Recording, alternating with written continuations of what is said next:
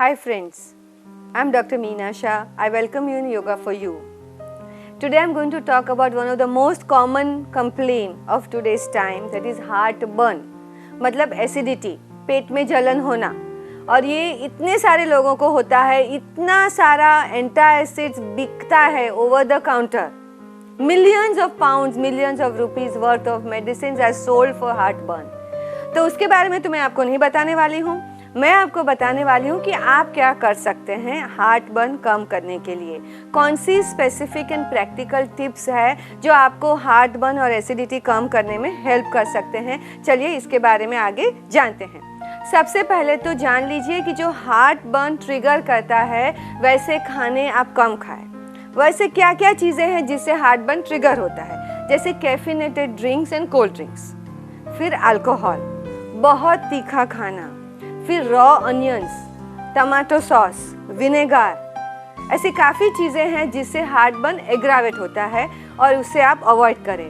किसी किसी लोगों को ऐसे भी होता है कि साइट्रस फ्रूट से और साइट्रस फ्रूट जूस से भी एसिडिटी बढ़ जाती है, हार्टबर्न बढ़ जाता है. तो आप अपने आप ही नोट करें कि किन चीज़ों से आपकी एसिडिटी बढ़ती है और उसे अवॉइड करें. फिर एकदम से टाइट कपड़े नहीं पहने. ऐसे देखा जाता है कि बहुत टाइट बेल्ट बांधने से, गार्टर्स पहनने से भी एसिडिटी बढ़ जाती है.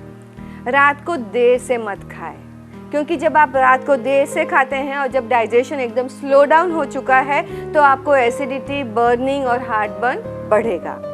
जब भी आप लंच लेते हैं तो स्लोली लीजिए और लंच के बाद 5 मिनट 7 मिनट भी थोड़ा आराम कीजिए. फिर कहा जाता है कि stress and heartburn has a direct connection. तो आप अपना स्ट्रेस लेवल भी कम करें. जितना भी आप देखेंगे कभी भी स्ट्रेसफुल पीरियड है आपके ऑक्यूपेशन में, उस समय हार्टबर्न की फ्रीक्वेंसी बढ़ती है, क्योंकि इमोशंस की वजह से आपका वेगस नर्व स्टिमुलेट हो जाता है. वेगस नर्व स्टिमुलेट होता है तो एसिड सिक्रेशन बढ़ता है और आपको हार्टबर्न भी बढ़ेगा.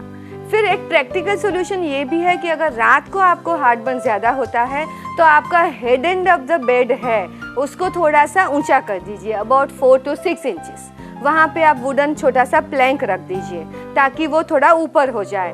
तो जो एसिड रिफ्लक्स होता है इसोफेगस के नीचे जो एक वाल्व है वो लूज हो जाने से वो कम हो जाएगा और आपको एसिड रिफ्लक्स कम होने के बाद हार्टबर्न भी कम हो सकता है.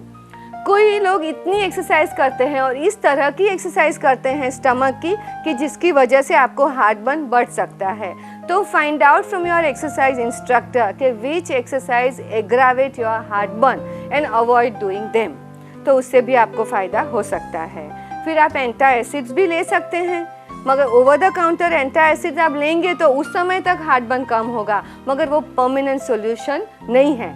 परमानेंट सॉल्यूशन के लिए तो आपको lifestyle changes, food changes, stress management changes, ये सब करना ही होगा. फिर कहा जाता है कि कोई कैंडी जब आप च्यू करते हैं या तो उस पर सक करते हैं तो मुंह में सलाइवा सिक्रेट होता रहता है और उसकी वजह से भी आपको एसिडिटी और हार्टबर्न कम हो सकता है.